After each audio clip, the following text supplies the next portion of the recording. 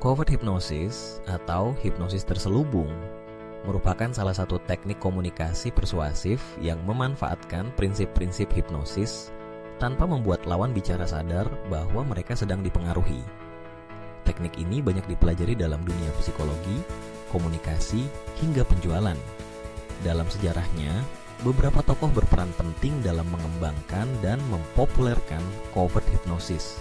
Salah satunya adalah Milton H. Erickson.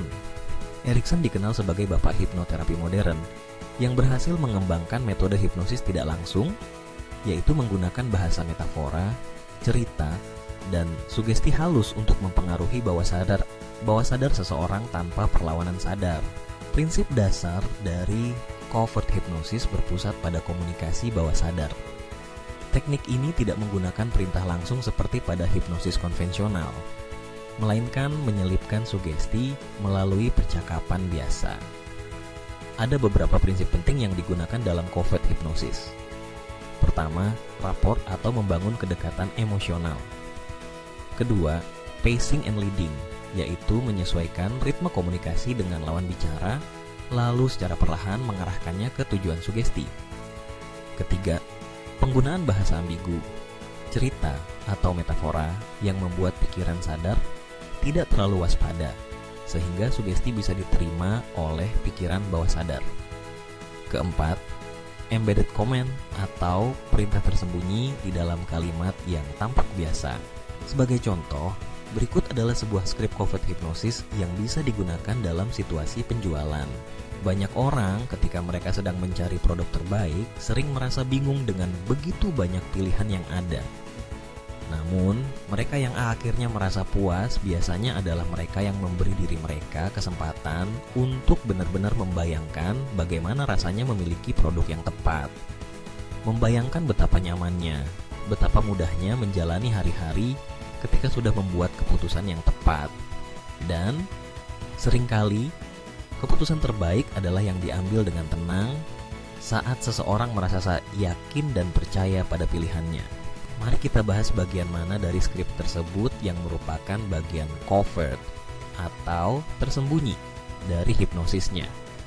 Dalam skrip ini, tidak ada perintah langsung seperti belilah produk ini sekarang juga. Namun, terdapat beberapa sugesti yang disisipkan secara halus. Misalnya, kalimat memberi diri mereka kesempatan untuk benar-benar membayangkan bagaimana rasanya memiliki produk yang tepat adalah bentuk embedded comment. Kalimat ini mengajak pendengar untuk secara tidak sadar membayangkan dirinya sudah memiliki produk tersebut, sehingga otaknya mulai menerima kemungkinan itu sebagai sesuatu yang nyata. Selain itu, penggunaan kata-kata seperti betapa nyamannya, betapa mudahnya menjalani hari-hari ketika sudah membuat keputusan yang tepat juga merupakan sugesti positif yang diarahkan ke bawah sadar. Dengan membingkai keputusan membeli produk sebagai sesuatu yang membuat hidup lebih nyaman dan mudah, skrip ini secara halus menanamkan keinginan untuk mengambil keputusan tersebut. Bagian covert lainnya adalah penggunaan metafora. Banyak orang sering merasa bingung dengan begitu banyak pilihan yang ada. Kalimat ini membuat pendengar merasa dipahami sehingga lebih terbuka untuk menerima sugesti berikutnya. Kemudian, keputusan terbaik adalah yang diambil dengan tenang. Saat seseorang merasa yakin dan percaya pada pilihannya, adalah pacing and leading, mengajak pendengar menyelaraskan perasaannya dengan narator, lalu diarahkan untuk mengambil keputusan dengan tenang dan penuh keyakinan. Covert hypnosis bukanlah manipulasi jahat, melainkan seni komunikasi efektif yang memanfaatkan pemahaman tentang cara kerja pikiran manusia. Dengan teknik ini, seseorang dapat mempengaruhi keputusan orang lain tanpa paksaan, melainkan dengan membangun kepercayaan, menanamkan sugesti positif, dan membantu lawan bicara menemukan solusi terbaik bagi dirinya sendiri. Namun, penting untuk diingat bahwa teknik ini harus digunakan secara etis dan bertanggung jawab, demi kebaikan bersama dan bukan untuk merugikan pihak lain.